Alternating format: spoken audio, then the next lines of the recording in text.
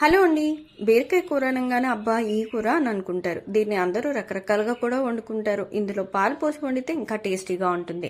ఇక ఆ కూర కోసం ఒక ప్యాన్ పెట్టుకుని అందులో నూనె వేసి పోపు దినుసులన్నీ వేసుకుని బాగా ఫ్రై అయిన తర్వాత కరివేపాకు, పచ్చిమిరపకాయలు, వెల్లుల్లిపాయలు వేసుకుని వేగిన తర్వాత ఉల్లిపాయలు కూడా కోసుకుని అందులో వేసుకుని అవి కూడా గోల్డెన్ బ్రౌన్ కలర్ వచ్చేంత వరకు కుక్ చేసుకోవాలి. ఆ తర్వాత సన్నగా కోసుకున్న బీరకాయ ముక్కలు వేసుకుని అందులో ఉప్పు, పసుపు వేసుకుని మూత పెట్టుకుని ఒక 5 నిమిషాలు మగ్గనివ్వాలి. ఆ బీరకాయలో ఉన్న నీళ్ళన్నీ బయటకు వచ్చి మెత్తగా కుక్ అవుతుందన్నమాట.